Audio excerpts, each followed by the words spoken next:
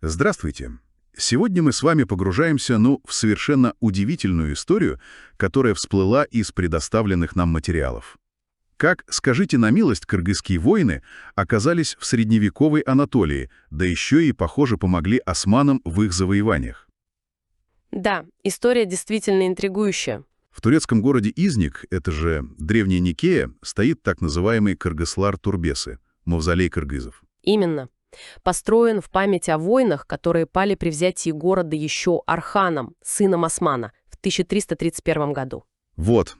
И наша задача сегодня попытаться понять, как они там вообще очутились. Будем опираться на источники и особенно, как договорились, посмотрим на вторую часть текста. Она как раз пытается эту цепочку событий восстановить. Совершенно верно. История Изника, она сама по себе богатая, но вот эти материалы, они подсвечивают, скажем так, не самую известную страницу ранней османской истории. Участие самых разных народов, вот как раз и кыргызов, в становлении этой империи. Мавзолей — это же не просто так, это вещественное доказательство. Хорошо, давайте тогда распутывать. Главный вопрос. Как кыргызы попали в армию Архана Гази? Источники, как я понимаю, намекают на связь с монгольскими завоеваниями. 13 век, поход Хулагу. Да, похоже, что так. Поход Хулагу-хана на Ближний Восток, который начался в 1254 году, его государство хулагуидов, оно ведь охватывало огромные пространства. Иран, Азербайджан, куски Ирака, Анатолии. И ключевая фигура здесь, как пишут, его мать, Сорхохтани-беги. Да, именно. Она была кирииткой, племянницей очень могущественного правителя кириитов, Ванхана. И вот это, похоже, важное звено. Так, стоп. Кирииты. Но ведь Чингисхан с Ванханом враждовали. Это же известный факт. Как же так вышло, что кириитская знать оказалась так близка к чингизидам? И при чем тут кыргызы? А вот тут источник Маджму ат-Таварих, это 15-16 век, предлагает интересную, скажем так, гипотезу.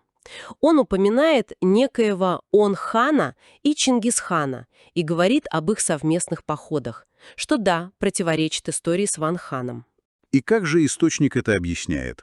Текст предполагает, что Он-хан — это мог быть наследуемый титул. То есть после гибели того самого знаменитого Ван-хана титул мог перейти к другому человеку из рода, к Актукбию, который вот по этой версии был как раз зятем и союзником Чингисхана. А связь с кыргызами? Тот же Маджму ат-Таварих дает родословную.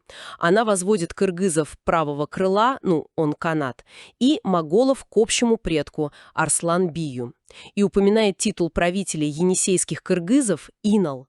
Это что-то вроде княжеского титула. Любопытно. Источник еще и про название Кирейт говорит, ссылаясь на Рашида Дина.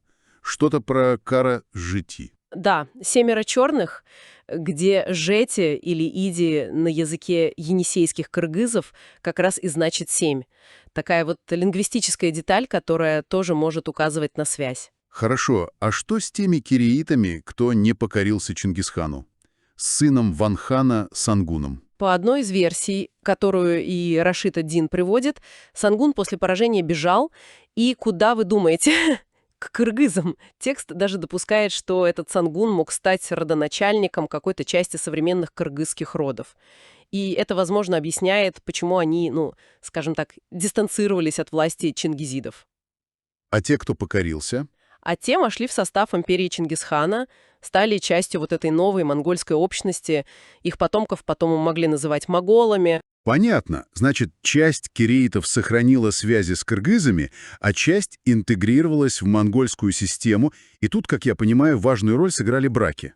Вот та же Сурхахтани. Да, династические браки — это ключевой момент, который подчеркивается в источниках. Чингисхан, его сыновья, в том числе Талуй, муж Сурхахтани, они брали в жены знатных киреиток из рода Ванхана.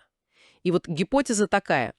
Часть киреитов, возможно, вместе с какими-то связанными с ними кыргызскими группами, через эти браки попала под управление сначала Талуя, потом его сына Хулагу. Из Хулагу они двинулись на Ближний Восток. Да, и оказались там. Источники даже намекают, что они могли занимать довольно высокое положение при дворе хулагуидов. Есть упоминания персидских миниатюр, где изображены знатные люди. Возможно, как раз они. И вот теперь выстраивается логика, которую предлагает текст. Конец XIII – начало XIV века. Государство хулагуидов слабеет. Османское, наоборот, набирает силу. И вот эти кыргызские воины, которые уже были в регионе, они могли просто, перейти на службу к османам. К Орхану Гази. Да, это выглядит как вполне рабочая версия. И она объясняет и их участие во взятии Никеи в 1331 и появление вот этого мавзолея Кыргызлар-Турбеси. Сложно представить себе этот путь. Из Центральной Азии, потом Ближний Восток, потом Анатолия. Да уж, путь не близкий. Источники еще и набрасывают их возможную дальнейшую судьбу. Есть версия, что они могли сражаться уже за Баязида Молниеносного против Тимура при Анкаре в 1402 году. И что, это те самые татары, которые перешли на сторону Тимура? Текст предполагает, что среди этих татар могли быть и потомки тех кыргызов, и что Тимур потом мог переселить часть из них обратно в Среднюю Азию, на Иссык-Куль, например, где они могли воссоединиться с соплеменниками. Упоминается даже, что кыргызские отряды были и в войске самого Тимура, когда он строил крепость Ашпара. Значит, вот какой вывод из этих материалов.